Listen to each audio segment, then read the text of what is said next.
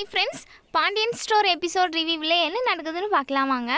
இங்கே நம்ம மீனா செந்தில் கிட்ட சொல்லியிருப்பாங்க, அரசியோட படிப்பை பாதியிலே நிறுத்தக்கூடாது, அதை பற்றி நம்ம மாமா கிட்ட பேசணும் அப்படின்னு சொல்லி நினச்சிக்கிட்டு இருப்பாங்க. மறுநாள் காலையில் நம்ம பாண்டியன் கிட்ட இங்கே செந்திலும் மீனாவும் அரசியோட படிப்பு விஷயமாக பேசுகிறாங்க.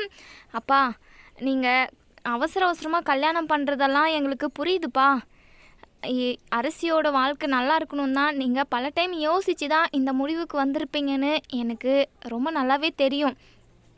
இருந்தாலும் அரசியோட படிப்பை பாதியிலே நிப்பாட்ட வேண்டாப்பா, அவளை காலேஜுக்கு அனுப்பலாம்ப்பா அப்படின்ற மாதிரி சொல்கிறாங்க. இங்கே பாண்டியனுக்கு பயங்கரமாக கோவம் வருது. நேற்றே நான் என்ன சொன்னேன், இதை பற்றி யாரும் பேசாதீங்க, அரசி கல்யாண விஷயத்தில் நாங்கள் தான் முடிவு எடுக்கணும், நாங்கள் கரெக்டான ஒரு முடிவு எடுத்து வச்சுருக்கோம், இதை பற்றி யாரும் பேசக்கூடாது, அப்படி இல்லைனா நான் இந்த வீட்டை விட்டு கிளம்பிடுவேன்னு சொன்னது உங்கள் காதில் விழுந்ததா இல்லையா அப்படின்ற மாதிரி கேட்குறாங்க.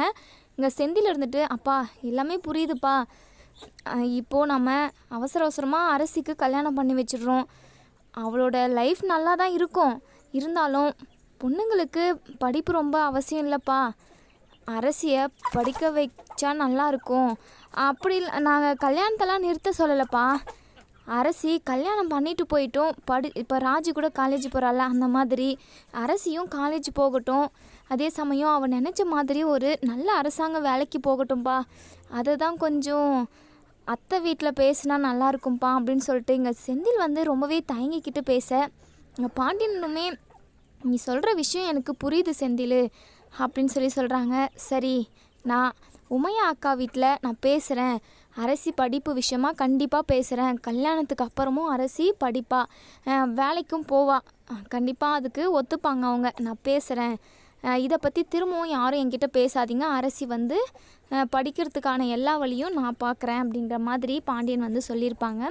நம்ம செந்திலும் மீனாவுமே அப்போ தான் கொஞ்சம் ரிலாக்ஸ் ஆகுறாங்க. ஏதோ ஒரு விதத்தில் அரசி படித்தா போதும் அப்படின்ற மாதிரி இங்கே நம்ம மீனாவும் செந்திலும் சந்தோஷப்படுறாங்க.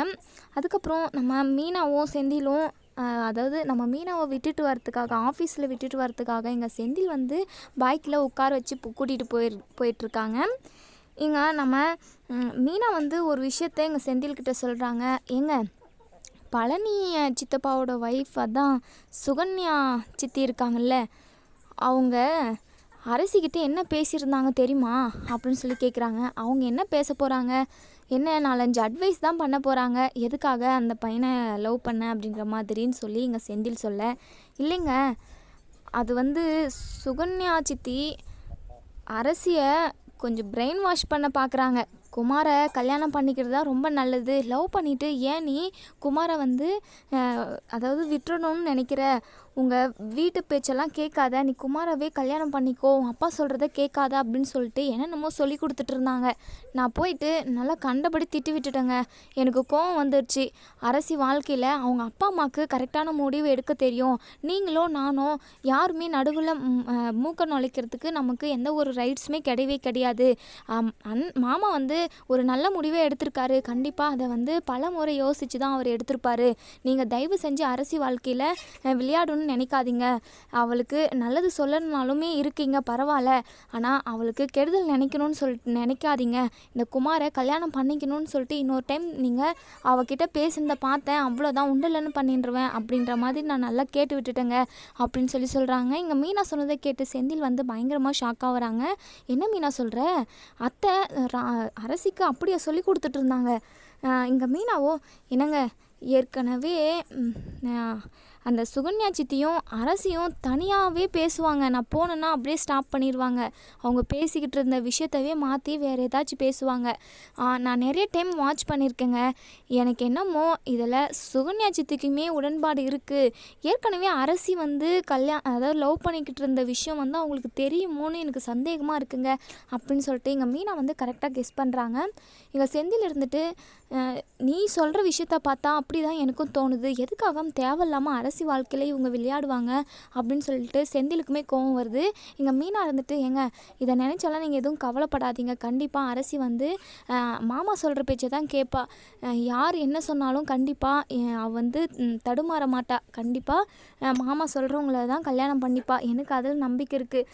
ஏன்னா அரசி வந்து குமாரை கல்யாணம் பண்ணிக்கிட்டானா அவள் வாழ்க்கை புதக்குழியில் விழுந்த மாதிரி ஆகிடும், அவள் சந்தோஷமாகவே இருக்க முடியாது. நம்ம குடும்பத்தை பழி வாங்குறதா நினச்சிக்கிட்டு அவங்க கண்டிப்பாக அவள் வாழ்க்கையை நாஸ்தி பண்ணிடுவாங்க அப்படின்னு சொல்லி 2 பேருமே பேசிக்கிட்டு போகிறாங்க. இன்னொரு சைடு நம்ம அரசி உட்காந்து அழுதுகிட்டு இருக்காங்க. குமாரை வந்து ரொம்பவே உண்மையாக தான் நம்ம அரசி வந்து லவ் பண்ணாங்க. இருந்தாலுமே நம்ம அப்பாவோட பேச்சை வந்து மீறக்கூடாது, அவங்களோட மானத்தையும் கௌரவத்தையும் காப்பாற்றணும் அப்படின்றதுக்காக நம்ம அரசி வந்து கல்யாணத்துக்கு ஓகே சொல்லியிருப்பாங்க. இருந்தாலுமே குமார் வந்து அப்பப்போ அவங்க ஞாபகத்துக்கு வந்துட்டு தான் போயிட்டுருக்காங்க. குமாரை எப்படி மறக்கிறது, எப்படியாவது மறந்து தான் ஆகணும், தன்னோட குடும்பத்துக்காக தன்னோட சந்தோஷம் இல்லைனாலுமே பரவாயில்ல அப்படின்ற மாதிரிங்க நம்ம அரசி வந்து யோசிக்கிறாங்க. அரசி டல்லாகவே உட்காண்ட்ருக்காங்க ஹாலில். இங்கே கோமதி இருந்துட்டு, என்னடி அந்த குமாரை கல்யாணம் பண்ண முடியலன்ட்டு व्यசனமாக இருக்கா? இருக்கும் லவ் பண்ணியிருக்கல்ல, உயிருக்கு உயிராக உயிரை கொடுத்து லவ் பண்ணியிருக்கல்ல, இருக்காதா பின்ன? இங்கே பார், முகத்தை இப்படி வச்சுக்கிட்டு இருக்காத, நாளைக்கு மாப்பிள்ளை வீட்டுக்கார் வருவாங்க, அவங்க முன்னாடி உன் முகத்தை இப்படி வச்சுக்கிட்டு இருந்தா அவங்க என்ன நினைப்பாங்க? சந்தோஷமாக இரு, நடந்ததெல்லாம் மறந்துட்டு ஒரு கெட்ட கனவாக நினச்சி மறந்துடு, நீ வழக்கம் போல் எப்படி இருப்புவியோ அந்த மாதிரி இரு அப்படின்னு சொல்கிறாங்க. அம்மா நீ கவலைப்படாதம்மா, கண்டிப்பாக அப்பா சொல்கிறவங்கள தான் நான் கல்யாணம் பண்ணிப்பேன், நீங்கள் எதுக்காகவும் கவலைப்படாதீங்க அப்படின்னு சொல்கிறாங்க. இங்கே பார், கவலைப்படாதன்னு என்கிட்ட சொல்லாத, நீ தான் எவ்வளோ பெரிய துரோகத்தை, நம்பிக்கை துரோகத்தை எங்களுக்கு பண்ணிட்ட, எங்கள் தலைமையில் இடியை தூக்கி போட்ட, இதுக்கப்புறமும் நீ என்ன பண்ண வேண்டியது இருக்குது? இதுக்கப்புறம் அவர் சொல்கிறத கேட்டு அவர் சொல்கிற மாப்பிள்ளைக்கு கழுத்தை நீட்டினா அதுவே போதும், நீ நல்லா இருப்ப அப்படின்ற ஒரு நம்பிக்கையில் நாங்களும் சந்தோஷமாக இருப்போம். பெத்த கடமைக்கு இதாச்சும் நாங்கள் செஞ்சுட்டு போகிறோம், நீ நல்லா இருக்குவ. இப்போ உனக்கு இது கசக தான் செய்யும், ஆனால் பிற்காலத்துக்கு உன் வாழ்க்கைக்கு இதுதான் நல்லது.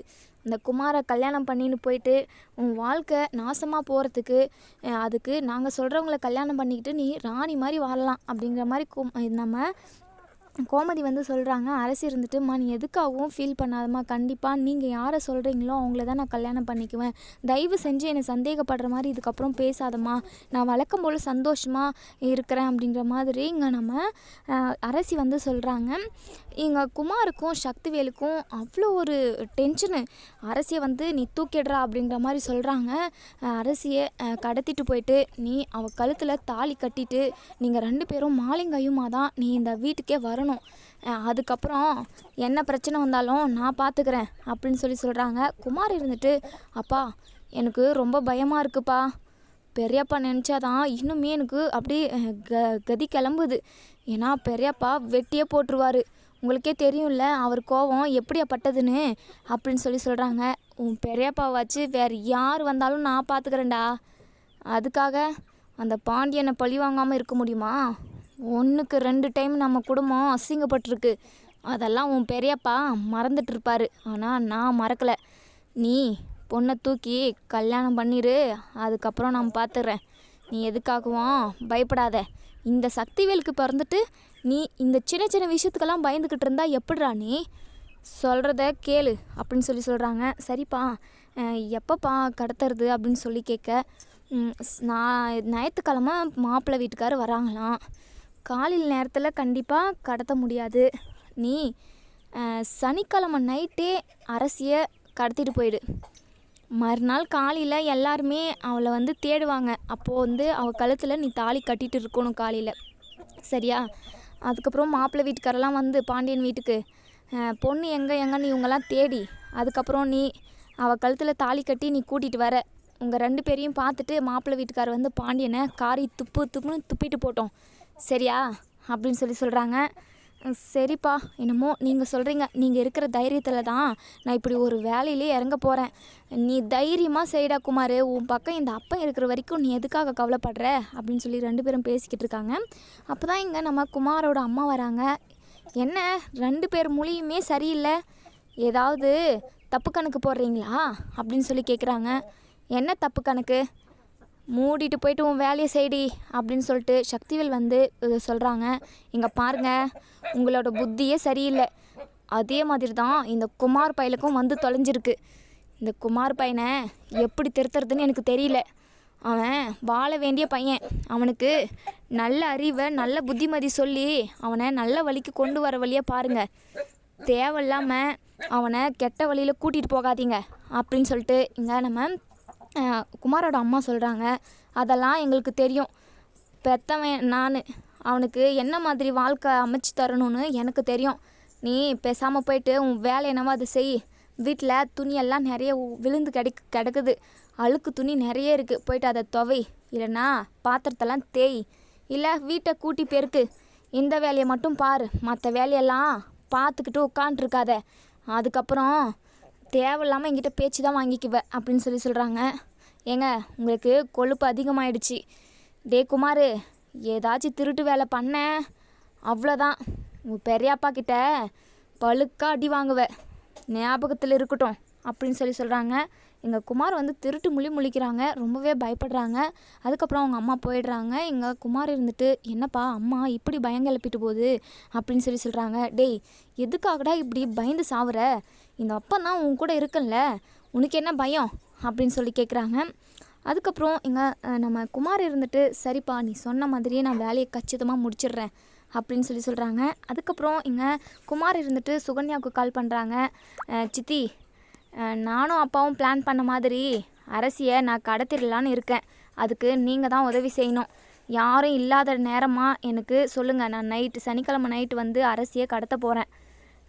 சரி நீ சரி குமார், கண்டிப்பாக உனக்கு நான் உதவி செய்கிறேன். எல்லாரும் படுத்து தூங்கிட்டு இருக்கிறப்ப நான் உனக்கு கால் பண்ணுறேன். அதுக்கப்புறம் அரசிக்கு மயக்கம் மருந்து கொடுத்து அவளை எப்படியாச்சும் நீ தூக்கிட்டு போயிடு. சரியா? இங்கே நிச்சயம் எதுவுமே நடக்கக்கூடாது. அரசி கழுத்தில் நீ தான் தாலி கட்டணும் அப்படின்னு சொல்லிட்டு சுகன்யா சொல்கிறாங்க.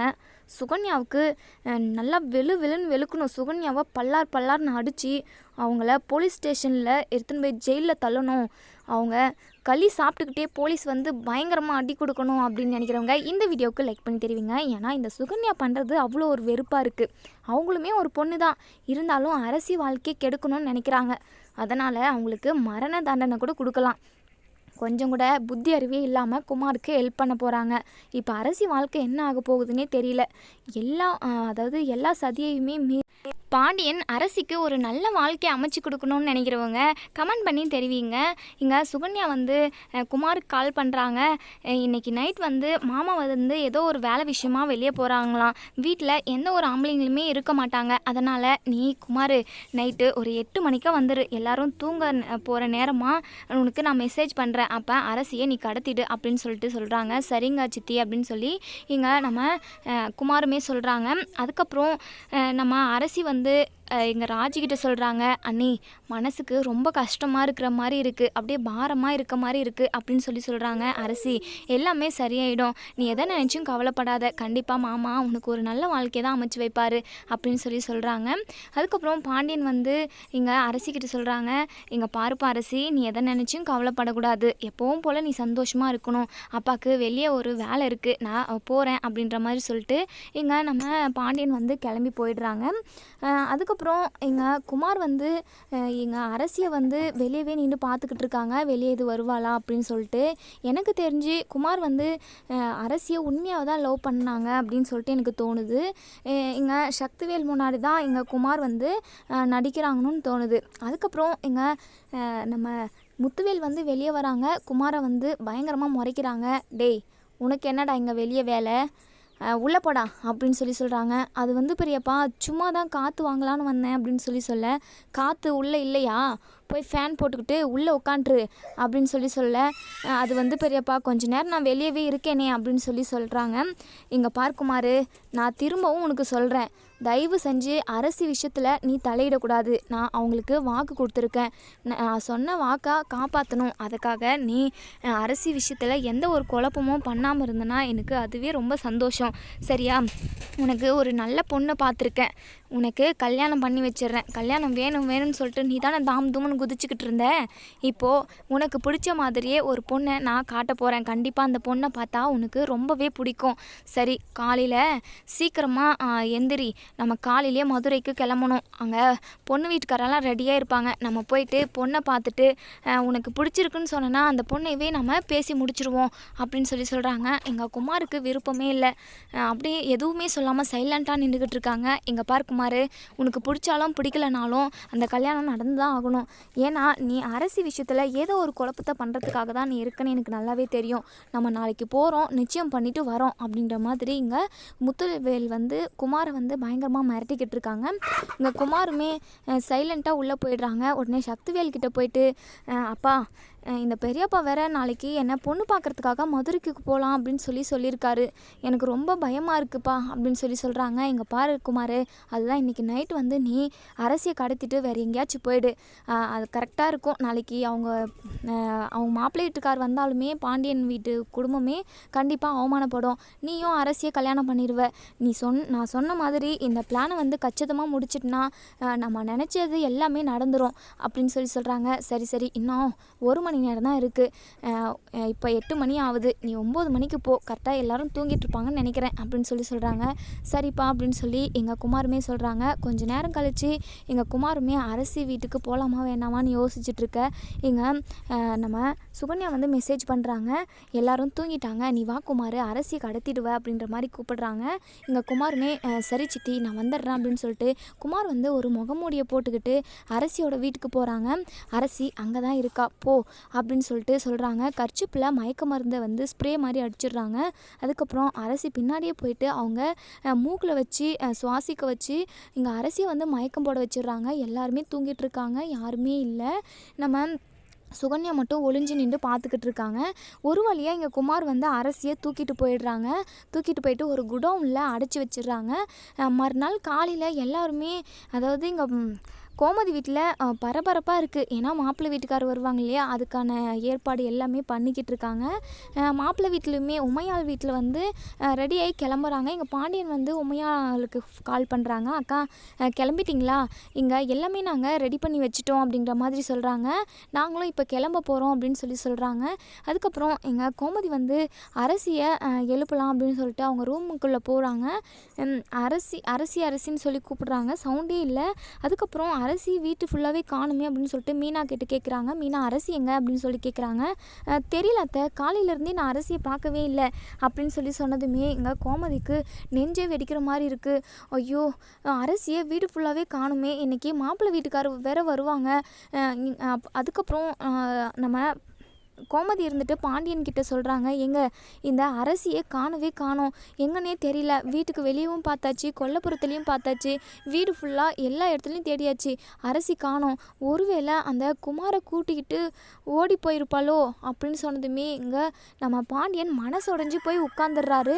இங்கே செந்தில் இருந்துட்டு, அம்மா அப்படியெல்லாம் இருக்காதுமா, எங்கேயாச்சும் போயிருப்பா, இரு நான் போயிட்டு தேடி பார்த்துட்டு வரேன், பக்கம் அவங்க ஃப்ரெண்டு வீட்டுக்கு போயிட்டு வரேன் அப்படின்னு சொல்லிட்டு இங்கே செந்தில் ஒரு பக்கம் தேடுறதுக்காக போயிடுறாங்க. வீட்டில் உள்ளவங்க எல்லாருமே பயங்கரமாக பதட்டத்தில் இருக்காங்க. எங்கள் சுகன்யாவை அப்படி திருட்டு முழிக்கிறாங்க. குமார் கடத்தின்னு போன விஷயம் நமக்கு மட்டும்தான் தெரியும், நமக்கு தெரியுன்ற விஷயம் இவங்களுக்கெல்லாம் தெரிஞ்சிச்சுன்னா அவ்வளோதான், நம்மளை வெளுன்னு வெளுத்துருவாங்க அப்படின்னு சொல்லிட்டு ரொம்பவே பதட்டப்படுறாங்க. இங்கே சுகன்யாவோட முகத்தில் பதட்டத்தை அதாவது அந்த பயத்தை இங்கே மீனா வாட்ச் பண்ணுறாங்க. மீனா இருந்துட்டு கோமதி கிட்ட சொல்கிறாங்க, இப்படி தான் அரசிக்கிட்ட குமாரை நீ தான் கல்யாணம் பண்ணிக்கணும், அவனை ஏமாற்றக்கூடாது அப்படின்னு இங்கே சுகன்யா அரசிக்கிட்ட என்னென்ன சொல்லிட்டு இருந்தாங்களோ அது எல்லாத்தையுமே மீனா கோமதி கிட்ட சொல்கிறாங்க. கோமதிக்கு டவுட் வந்தது, சுகன்யா அரசி எங்கே இருக்கான்னு உனக்கு தான் தெரியும், இப்போ சொல்ல போறியே இல்லையா அப்படின்னு சொல்லிட்டு மிரட்டி கேட்குறாங்க. சுகன்யா இருந்துட்டு, அத்தாச்சி எனக்கு என்ன அத்தாச்சி தெரியும், உங்கள் பொண்ணு எவன் கூட ஓடி போனாலோ எனக்கு என்ன தெரியும், என்ன கேட்குறீங்க, பொண்ணை ஒழுங்காக வளர்க்க தெரியல, இப்போது எங்கே போயிட்டான்னு சொல்லிட்டு என்ன கேட்குறீங்க, எனக்கு என்ன தெரியும் அப்படின்னு சொல்லிட்டு எதிர்த்து பேசுகிறாங்க. மீனா இருந்துட்டு, எனக்கு உங்கள் மேலே தான் சந்தேகமாக இருக்குது, நீங்கள் தான் ஏதோ ஒரு வேலை செஞ்சுருக்கீங்க, ஒழுங்கு மரியாதையே சொல்கிறீங்களா, இல்லை என்னுடைய இன்னொரு முகத்தை உங்களுக்கு காட்டிடுவோம் அப்படின்னு சொல்கிறாங்க. என்ன மீனா மிரட்டுறியா, வயசில் பெரியவன் சொல்லி கூட மரியாதை கொடுக்காம என்னென்னமோ பேசிக்கிட்டு இருக்க, இங்கே பாருங்கள் அரசி வாழ்க்கை தான் எனக்கு ரொம்ப முக்கியம், ஒழுங்காக என்ன நடந்ததுன்னு உண்மையை சொல்கிறீங்களா இல்லையா அப்படின்னு சொல்லிட்டு பல்லார்னு ஒரு அறை விடுறாங்க. உடனே இங்கே சுகன்யா வந்து பயந்துக்கிட்டு எல்லா உண்மையுமே சொல்லிடுறாங்க. குமார் தான் அரசியை கடத்திட்டு போயிட்டான் அப்படின்னு சொல்லி நம்ம கோமதியும் மீனாவும் பயங்கர அதிர்ச்சி அடைகிறாங்க. அதுக்கப்புறம் கதிர்கிட்டையும் எங்கள் நம்ம சரவணன்கிட்ட செந்தில்கிட்ட சொல்கிறாங்க. அவங்களுமே பயங்கர கோவம் வருது நம்ம குமார் மேலே. உடனே எங்கே இருக்கான்னு தேடி கண்டுபிடிச்சி ஆகணும். அரசி கழுத்தில் இது அவன் தாலி கட்டிட்டானா அவ்வளோதான். இதுக்காக பயந்துன்னா நாங்கள் சீக்கிரமாகவே அவளுக்கு கல்யாணத்தை ஏற்பாடு பண்ணோம். ஆனால் இந்த குமார் இப்படியெல்லாம் பண்ணுவான்ட்டு கொஞ்சம் கூட எதிர்பார்க்கலையே. ஆமாம், அவளுக்கு இன்றைக்கி நிச்சயதார்த்தம் வச்சுருக்கோம் அப்படின்னு சொல்லிட்டு யார் அவனுக்கு சொன்னது அப்படின்னு சொல்லிட்டு கோமதி வந்து இங்கே சுகன்யாவை கேட்குறாங்க. சுகன்யா வந்து திருட்டு முழிக்கிறாங்க. இங்கே மீனா இருந்துட்டு அத்தை வேறு யார் சொல்லியிருப்பாங்க, இங்கே நிற்கிறாங்களே இவங்க தான் சொல்லியிருப்பாங்க.